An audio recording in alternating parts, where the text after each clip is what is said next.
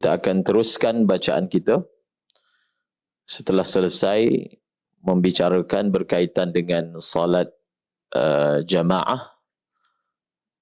Sekarang ini masuk pada bahagian salatul musafir.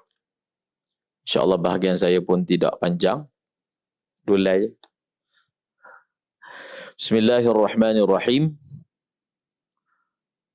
Babu salatil musafir.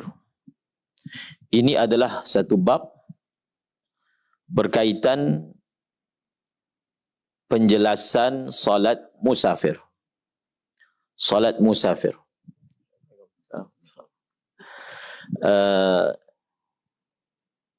Oleh kerana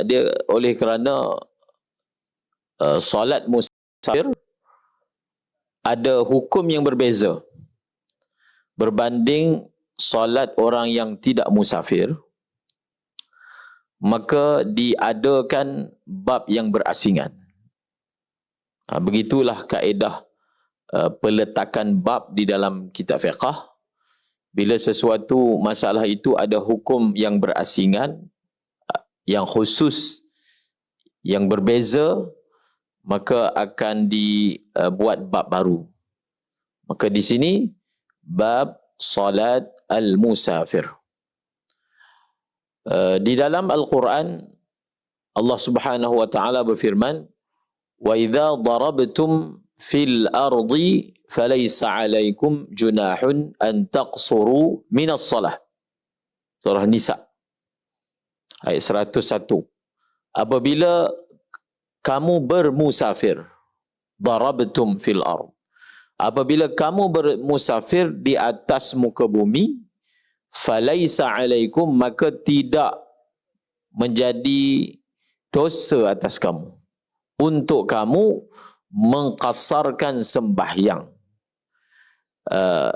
Di dalam Al-Quran ini satu-satunya ayat yang menyebut tentang sembahyang qasar. Satu-satunya ayat yang menyebut berkaitan dengan sembahyang qasar. Sekali lagi terjemahannya, apabila kamu bermusafir, telah bermusafir, maka tidak menjadi dosa ke atas kamu bahawa kamu memendekkan sembahyang. Kamu mengqasarkan sembahyang. Lalu Nabi SAW yang bertindak sebagai muballigh dan mubayyin menjelaskan bagaimana sembahyang itu diqasarkan, bagaimana sembahyang itu diqasarkan daripada amalan Rasulullah, daripada sabdaan Rasulullah dapatlah kita fahami bagaimanakah caranya untuk memendekkan sembahyang. Kata pengarang, innama tuqsaru rubaiyatun muaddatun fi safari tawilil mubah la faitatul hadar. Innama, hanya senya. Bila disebut hanya senya, maksudnya selain daripada yang disebut ini tidak boleh. Bila disebut hanya senya boleh diqasarkan sekian. Maknanya yang tak disebut ini tidak boleh diqasarkan. Itu faedah daripada perkataan hanya senya. Hanya senya diqasarkan rubaiyah.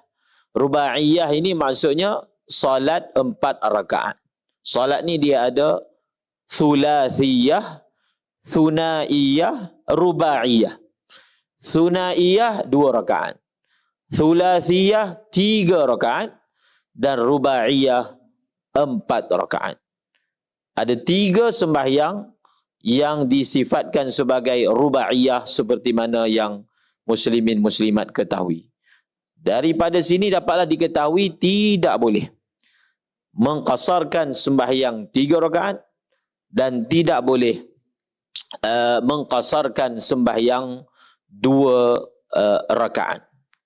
Walaupun ada yang berpendapat seperti itu, tetapi pendapat itu dikira sebagai sangat terpencil, maknanya di kalangan di kalangan sahabat yang berpendapat seperti itu, iaitu boleh mengqasarkan sembahyang 2 rakaat. Kemudian rubaiyah, muaddatun. Muaddatun terjemahannya yang tunai. Yang tunai. Jadi bila disebut yang tunai, lawan dia maqdiyah, yang qada. Hanya saja sembahyang yang boleh diqasarkan adalah sembahyang tunai. Sembahyang tunai. Adapun sembahyang qada tidak boleh diqasarkan. Cuma mafhum ini, mafhum yang kata sembahyang qada tidak boleh diqasarkan itu perlu dinotakan ataupun dikaitkan. Sembahyang qada yang tidak boleh diqasarkan adalah sembahyang qada bagi sembahyang yang tertinggal ketika kita tidak bermusafir.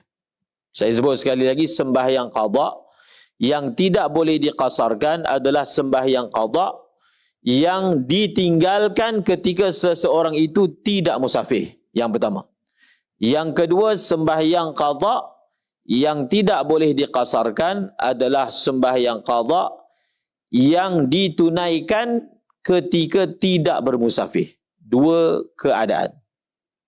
Dua keadaan sembahyang qada yang saya sebutkan tadi tidak boleh dikerjakan secara qasar. Yang pertama, sembahyang qada bagi sembahyang yang ditinggalkan ketika tidak bermusafir. Dan yang kedua, sembahyang qada yang ditunaikan ketika tidak bermusafir. Maksudnya, satu orang dia ada tinggal sembahyang. Dia nak qada. Maka sembahyang qada tersebut itu dia tak boleh buat dalam keadaan qasar. Kalau boleh buat, dia banyaklah boleh buat kan. Maknanya dia ada tinggal setahun punya sembahyang. Jadi kalau boleh diqasarkan, dia jimatlah masa. 4 jadi 2, 4 jadi 2, maka jumlahnya akan jadi sedikit, tetapi tidak boleh. Ataupun sembahyang yang dia tinggalkan itu masa musafir. Masa musafir. Ramai juga orang bila musafir, maka dia abaikan bab solat. Sebenarnya, rukhsah yang kita dapat melalui sembahyang qasar dan melalui sembahyang jamak ni, supaya kita ini walaupun bermusafir dapat sembahyang. Itu maksud ataupun itu hikmah daripada solat itu diringkaskan. Dan solat itu boleh dibuat awal ataupun boleh buat lewat, supaya orang musafir ini walaupun dia musafir payah, berat, susah, maka syariat bagi kelonggaran untuk pengurangan. Namun begitu, ada orang yang ketika dia tidak bermusafir, dia sembahyang. Dia ambil berat jaga sembahyang. Tapi bila dia bermusafir, beralasan penat, masyaqqah, susah, maka dia tinggalkan sembahyang. So perlu ambil perhatian. Terkadang balik daripada umrah pun tak sembahyang. Macam mana tu? Balik haji pun tak sembahyang. Balik belajar luar negara pun tak sembahyang. Dengan alasan pelbagai. Tak boleh. Jadi ini tanggungjawab mutaif ni. Kalau ada mutaif. Khususnya main subuh. Sebab kita ada pengalaman kan. Sembahyang subuh. Satu kapal terbang tu semua balik umrah. Tapi bila waktu subuh semua meneruskan tidurnya. Itu tak boleh. Tinggal sembahyang ni. Bukan benda kecil-kecil kan. Benda besar. Tak boleh guna alasan kita qada. Memang qada itu wajib. Tapi meninggalkan itu dosa. Meninggalkan solat itu adalah dosa. Maka sebab itu perlu diajar kepada para musafir bagaimana sembahyang di atas kapal terbang. Jadi jemaah umrah khususnya, sebab ramai kan. Maka itu tanggungjawab siapa yang mengetuai jemaah itu, yang bertanggungjawab terangkan kepada para jemaah bagaimana seharusnya mereka melakukan solat di atas kapal terbang. Sembahyang tunai sahaja dan juga sembahyang qada. Jadi sembahyang qada pun boleh diqasarkan, iaitu sembahyang qada yang macam mana? Sembahyang qada yang ditinggalkan ketika bermusafir dan ditunaikan, diqadakan juga masa musafir. Maknanya bagaimana orang musafir ni dia boleh tinggal sembahyang? Satu, dia memang tinggal lah. Satu lagi, orang musafir ni dia dia kena qada semayang dia, contohnya dalam keadaan sembahyang hormat waktu. Jadi bila sembahyang hormat waktu, sembahyang itu dalam mazhab Syafi'i wajib dia qada semula. Itulah contoh dan situasi bagaimana sembahyang musafir yang perlu diqada. Kita bagi contoh dalam masalah sembahyang ketika bermusafir sebagai hormat waktu dan wajib dia qada. Jadi jemaah yang baru balik daripada musafir itu dia qada. Jadi kalau dia nak supaya sembahyang itu boleh dikerjakan 2 rakaat, qada 2 rakaat, dia selesaikan di airport. Contoh, airport tu contoh. Ataupun ketika di RNR, maknanya sebelum balik rumah. Di airport tu kita selesai dulu pergi surau. Sembahyang atas kapal terbang tadi itu yang ada syarat-syarat yang tak dapat dipenuhi, perlu diqada semula, maka kita selesaikan dahulu di surau airport contohnya, ataupun dalam perjalanan sebelum sampai ke rumah. Pada ketika itu kita boleh mengerjakannya dengan qasar, iaitu 2 rakaat. Fis safarid tawilil mubah la faitatul hadar. Yang ketiga, hanya saja sembahyang yang boleh diqasarkan itu fis safarid tawil, di dalam permusafiran yang tawil. Jadi safar ni ataupun berperjalanan ni ada 2. Satu dipanggil qasir, satu lagi dipanggil tawil. Qasir maknanya pendek, tawil maknanya panjang. Maka secara umumnya jumhur ulama mengatakan bahawasanya musafir ataupun perjalanan yang kita boleh qasarkan sembahyang ni adalah perjalanan yang jauh sahaja. Perjalanan yang dekat maka tidak boleh mengqasarkannya. Tidak boleh mengqasarkannya. Musafir yang jauh itu berapakah jaraknya yang panggil jauh-jauh tu? Maka akan dibahaskan pada ibarat yang akan datang. Berapakah jaraknya yang perjalanan itu dipanggil jauh? Dekat tak boleh, jauh boleh. Kalau kita melihat ayat Al-Quran itu menyebut secara mutlak apabila kamu musafir, maka kamu tak berdosa mengqasarkan sembahyang. Sebab itu ada golongan dipanggil golongan literal ataupun zahiri, yang mereka kata ayat Quran sebut mutlak sahaja bermusafir, maka walaupun 2 kilometer mereka sudah membenarkan untuk melakukan sembahyang qasar, asalkan keluar sahaja daripada sempadan, keluar sahaja daripada tembok, maka dah boleh dah.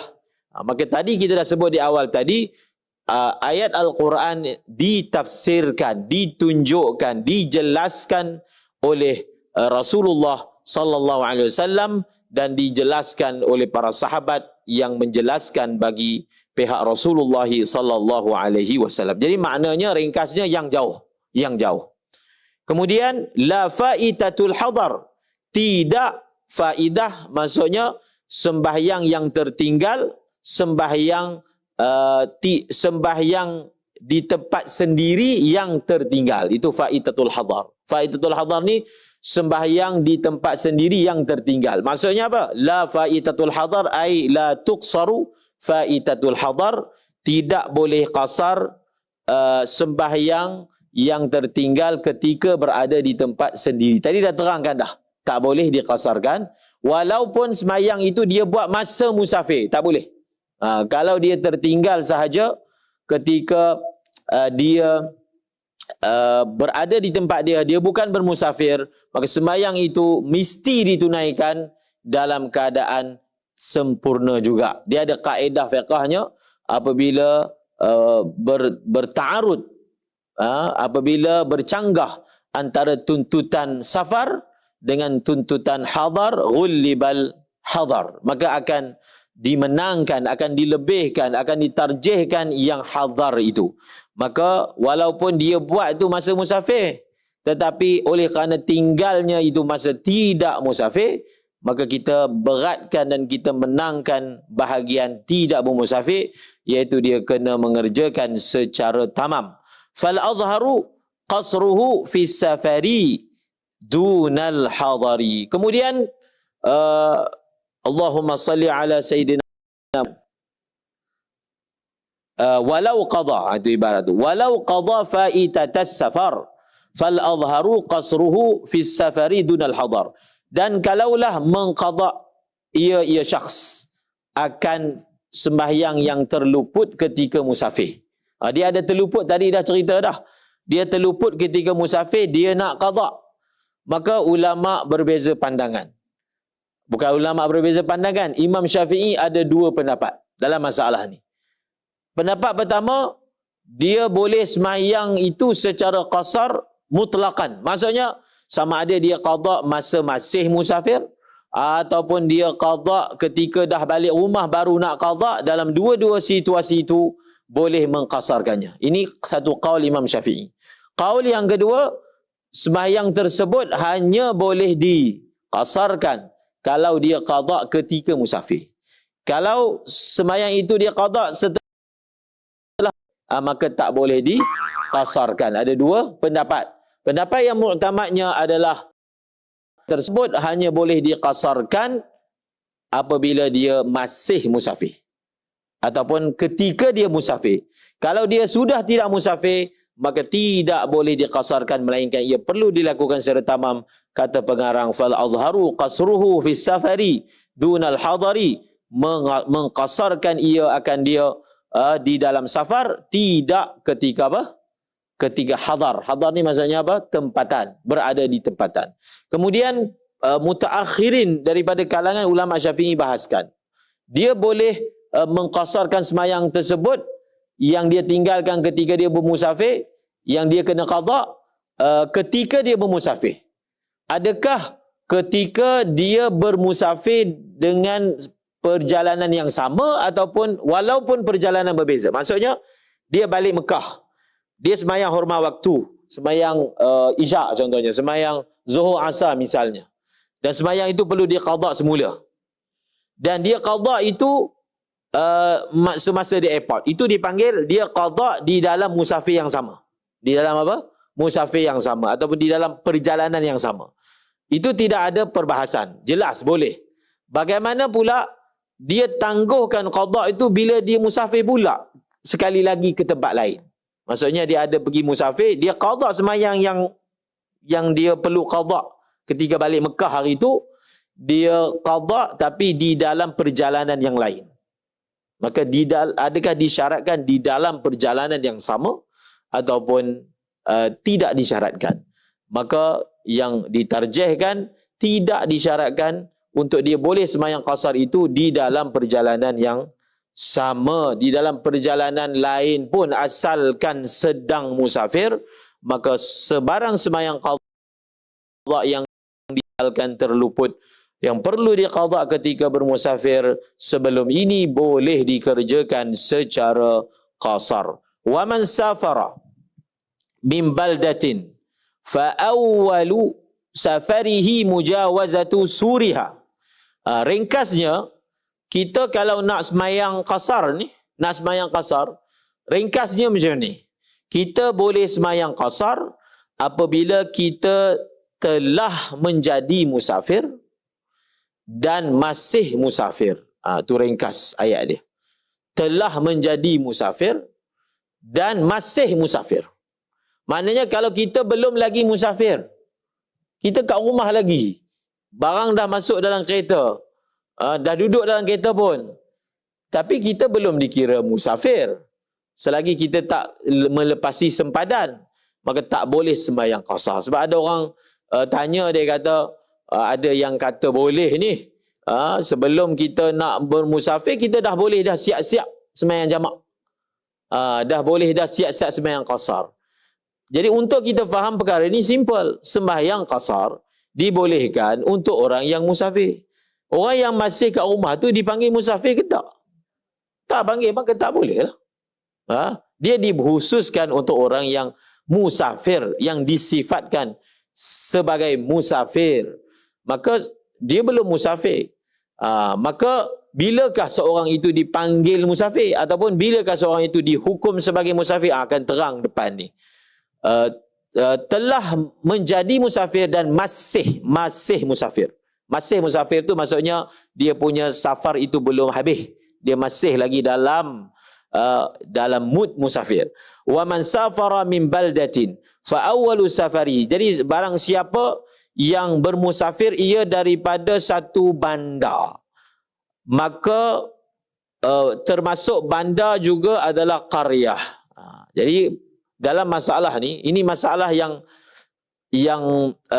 paling susah untuk dijawab.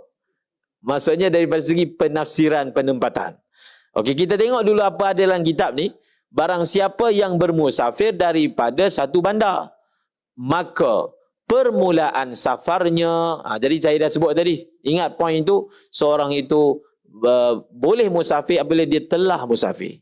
Jadi bila satu orang tu dikira telah musafir, niat, dia ni ada niat nak balik kampung, adakah dengan niat dia dah jadi musafir? Tak.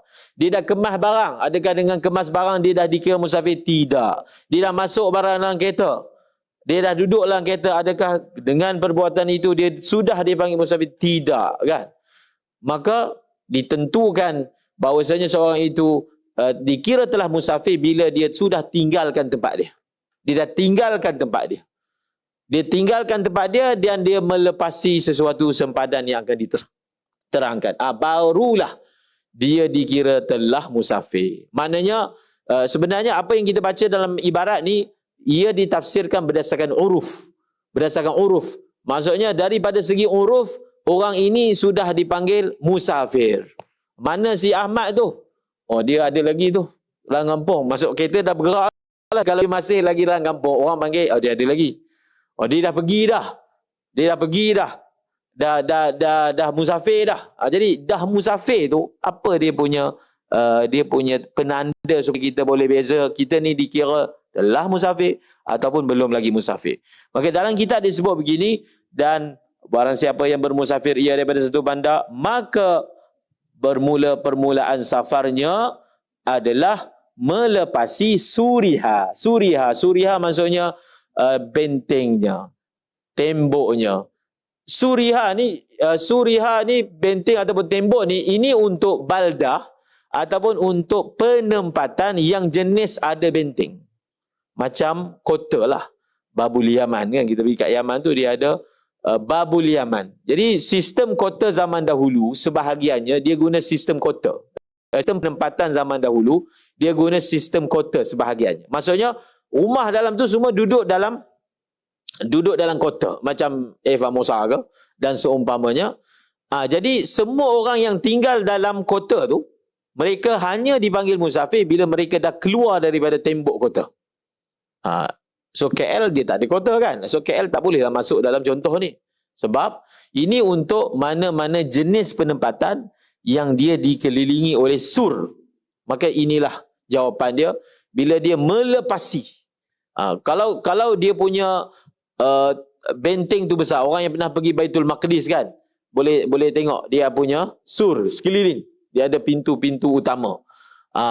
Jadi orang yang tinggal dalam tu, bila dia telah keluar daripada benteng tersebut, daripada kota tersebut, dia keluar pintu gerbang, keluar, maka dia dah boleh semayang qasar. Dia dah boleh semayang jamak. Contohlah kita kata inilah pintu gerbang.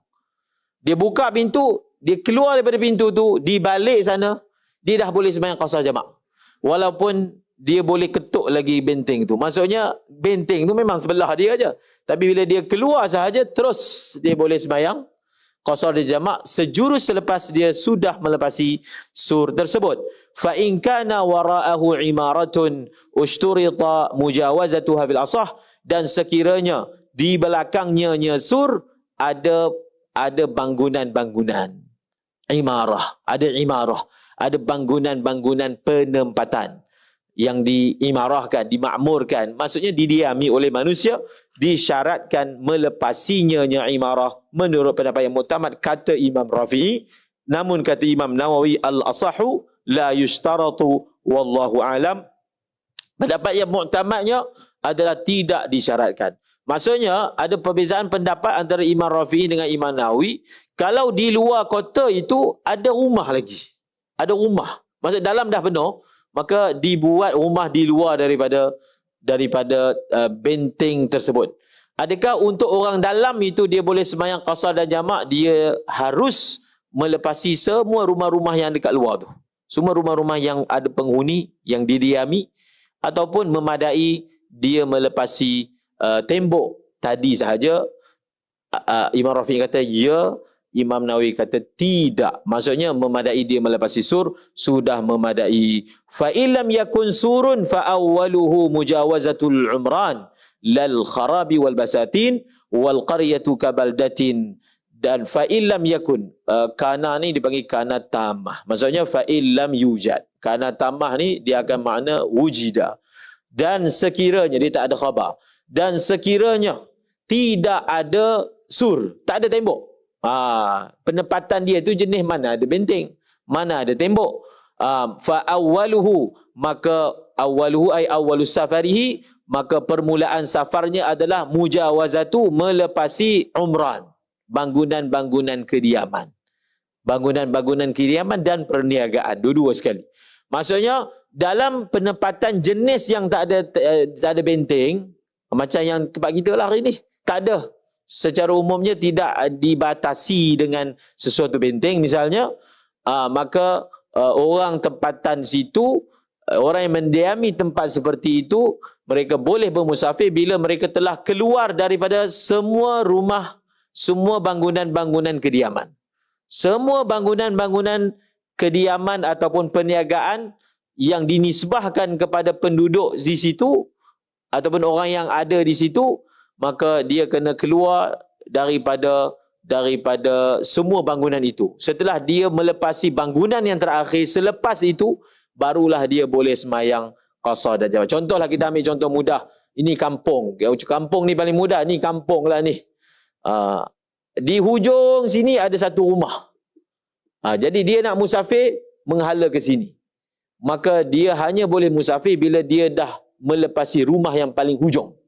Dia dah melepasi rumah yang paling hujung daripada arah yang dia akan bermusafir. Rumah yang paling hujung, bangunan yang paling hujung, barulah dia boleh bermusafir. Lal kharabi, kharab ni maksudnya runtuhan-runtuhan bangunan ataupun bangunan-bangunan yang sudah tidak didiami. Lal kharab ni maksudnya bangunan yang sudah tidak didiami, dan juga kebun-kebun. Kalau kampung itu di pinggir kampung ada estate, ada kebun getah, ada sawah contoh dia, yang merupakan milik penduduk kampung itu. Adakah orang yang musafir ni kalau dia nak musafir, dia kena melepasi sawah itu juga? Sebab sawah itu orang kampung punya. Dia kebun getah itu juga? Tidak. Memadai dia melepasi rumah yang terakhir dinisbahkan kepada kampung itu, rumah terakhir kampung itu. Selepas itu dia dah boleh sembahyang qasar dan boleh sembahyang jamak. Tidak disyaratkan untuk dia kena melepasi juga kebun-kebun, sawah-sawah, ladang-ladang milik penduduk kampung tersebut. Wal qaryatu kabaldatin, dan bermula kampung hukumnya sama macam bandar. Kaedah nak tentukan dia sama. Kaedah yang nak ditentukan sama. Sebab itu kalaulah nanti kat depan ada bukan dalam syarah sebut dua kampung yang bersambung-sambung, maka hukumnya macam satu kampung. Sebab itu dalam setengah keadaan satu orang itu hanya boleh bermusafir, dia kena jalan jauh. Walaupun penempatan itu dia ada nama-nama yang berasingan. Ini daerah lain, ini daerah lain, ini daerah lain. Tapi kalau dia punya jenis bangunan dia jenis dekat-dekat. Walaupun nama diasingkan, kalau kita pergi Mesir kan, dia punya ada bangunan yang jenis dekat-dekat. Tapi ni dah hai lain, ini hai lain. Hai itu maksudnya kampung lain, ini kampung lain. Tapi oleh kerana dia terkumpul di satu kawasan yang tidak dipisahkan oleh syariat kabir, maka semua itu walaupun berbeza nama dikira satu.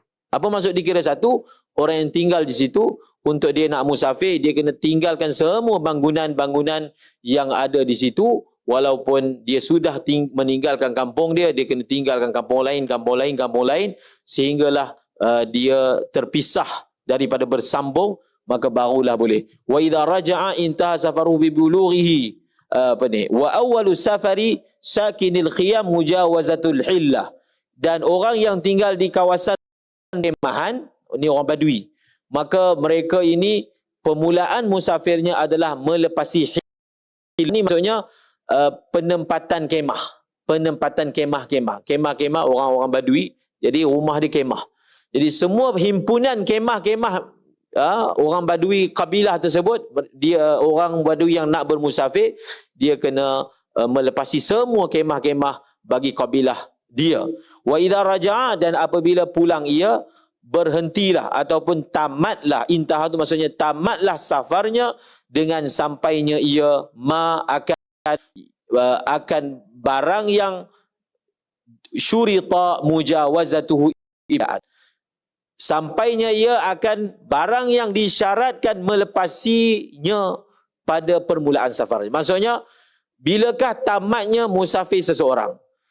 Dia apabila dia sampai di tempat yang dia disyaratkan untuk melepasinya, untuk dia jadi musafir ketika awal safarnya. Maksudnya kalau kita kata awal safarnya dia kena melepasi tembok, maka bila dia balik, dia sampai je kat tembok tu, khalas, dia sudah tidak lagi dikira sebagai musafir walaupun dia belum masuk dalam tembok. Itu dia beza pergi dengan balik. Kalau pergi, syarat nak jadi musafir, dia kena keluar, melepasi daripada tembok tersebut. Tapi kalau balik, maka dia sampai saja ke sur itu, maka tamatlah status dia sebagai seorang musafir. Walau nawa iqamata arba'ati ayyamin bi mawdi'in in qata'a safaruhu bi wusulihi, dan kalaulah berniat ia tinggal selama 4 hari di satu tempat bi mawdi'in, maka jawab kepada lau, terputuslah oleh safarnya bi, dengan sebab sampainya ia. Jadi ini yang selalu diingatkan oleh para asatizah. Apakah perkara ini ada dibuat khulasah oleh ulama. Syekh Ahmad bin Al-Husaini dia buat ada 5 sebab bagaimana satu orang itu telah tamatlah ataupun hilanglah statusnya sebagai musafir. Salah satunya ini, iaitu apa? Berniat untuk tinggal di tempat destinasi itu selama 4 hari. Selama 4 hari ke atas. Selama 4 hari ke atas, maka dengan semata-mata niat, maka menyebabkan apa? Menyebabkan dia tidak lagi musafir. Tetapi niat itu hanya akan bagi kesan kalau dia dah sampai. Maksudnya, dia sampai di destinasi itu dan dia niat akan tinggal 4 hari ke atas. Sampai saja terus tak boleh sembahyang qasar. Sampai sahaja terus tidak boleh sembahyang qasar. Syarat dia apa? Syarat dia adalah makithun, mustaqillun, dan ada niat. Kalau dia dalam perjalanan pergi destinasi, sebab ada juga orang salah faham ibarat, dia dalam perjalanan pergi destinasi dan dia niat akan tinggal seminggu dekat destinasi itu, maka ada orang faham, oleh kerana dia dah niat, maka dalam perjalanan pun tak boleh sembahyang qasar. Tidak. Bila dia dah sampai. Bila dia dah sampai dan dia niat nak tinggal kat situ lebih 4 hari, maka terus dia tak boleh sembahyang qasar. Jadi kalau satu orang dia ada kursus selama seminggu di satu tempat, maka dia kena ingat, sampai sahaja di sana dia tidak boleh sembahyang jamak dan tidak boleh sembahyang qasar. Dia hanya boleh sembahyang jamak dan qasar dalam perjalanan kalau jarak dia jauh. Dan tiba di sana terus tak boleh. Tiba di sana terus tak boleh walaupun hari yang pertama. Bukan seperti yang difahami oleh sebagian orang, hari pertama boleh lagi, hari kedua boleh lagi, hari ketiga boleh, hari keempat barulah tak boleh. Bukan begitu. Kerana niatnya itu telah memberi kesan. Niat itu diistilahkan oleh ulama sebagai niyatun mu'athirah, dan iqamah itu diistilahkan sebagai iqamatun mu'athirah, yang memberi kesan. Dan cara nak kira 4 hari itu, wala yuhsabu minha yawma dukhulihi wa khurujihi ala sahih, dan tidak dikira minha ay minal arba'ah, tidaklah dikira daripada 4 itu, tak dikira. Yauma 2 hari, maksudnya dia bukan 2 hari. Yauma 2 istisna tasniah, 2 hari masuknya dan keluarnya. Itu jadi 2 tu. Satulah, satu. Hari masuk dengan hari keluar kita tak kira. Ini menurut pendapat yang sahih. Maksudnya dalam mazhab Imam Syafi'i, dia ada 2 pendapat dalam masalah kira 4 hari tu nak kira macam mana. Ada 2 pendapat. Satu pendapat yang dhaif, kita kira sebiji macam kita kira muddatul khuf. Muddatul khuf. Orang yang akan sapu khuf, dia boleh sapu 3 hari. Kiraan dia kan per minit. Contohnya, dia batal pukul 3, maka maksudnya pukul 3 selepas 72 jam tamat dia punya muddatul masah. Itu dipanggil permulaan itu dikira terus. Dikira secara terus tanpa dibuang mana-mana minit. Itu pendapat yang kedua. Kiraan dia macam tu. Maksudnya kalau kita pakai pendapat yang kedua, kalau saya sampai pukul berapa? Pukul 10 tempat ni. Kita akan kira pukul 10 esok 1 hari, pukul 10 lusa 2 hari, pukul 10 tulat 3 hari. Dikira macam tu. Tapi itu dhaif. Itu dhaif. Kiraan yang muktamadnya macam disebut di sini, hari. Disebut dalam ibarat ni yaum. Yaum ni maksudnya siang, bukan hari. Dalam minhaj ni maksudnya siang. Tidak dikira siang masuknya dan tidak dikira siang keluarnya. Sebab itu dalam syarah kata, tidak dikira siang ini kalau dia masuk siang dan kalau dia keluar siang. Ada kaid. Sebab itu dalam tuhfah ditambah, tidak dikira siang ataupun malam. Maksudnya kalau dia masuk siang, siang tu tak kira. Kalau dia masuk malam, malam itu tidak kira. Malam itu tidak kira. Kalau dia keluar siang, siang itu tidak dikira. Dan kalau dia keluar malam, maka malam itu tidak dikira. Kalau satu orang itu berniat tinggal 4 hari ke atas, terus tak boleh sembahyang. Tapi kalau dia niat nak tinggal sehari, boleh. 2 hari, boleh. 3 hari, boleh. 3 hari suku, boleh. 3 hari setengah, boleh. 3 hari 45, boleh.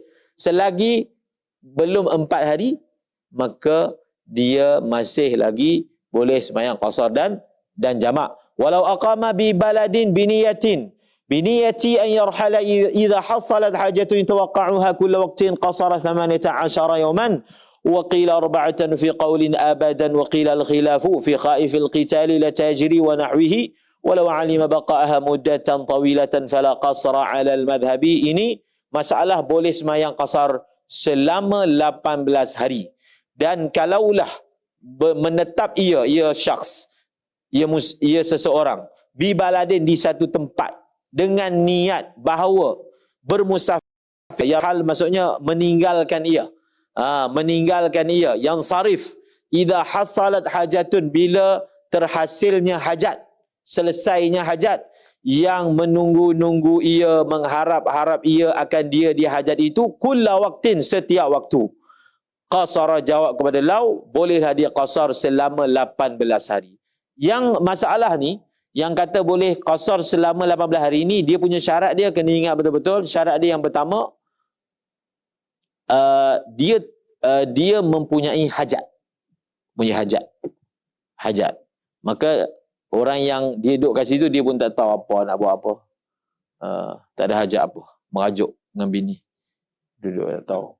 Duduklah kita tenangan. Ini dia mesti ada hajat. Ada urusan. Contohnya urusan bisnes. Dalam kitab dia bagi contoh urusan cari orang dan seumpamanya. Dia ada hajat. Yang kedua, syarat dia, hajat dia itu dia tak tahu berapa lama selesai. Berapa lama settle. Dan yang ketiga, dia punya niat dia, kalau selesai, dia akan tinggalkan tempat itu.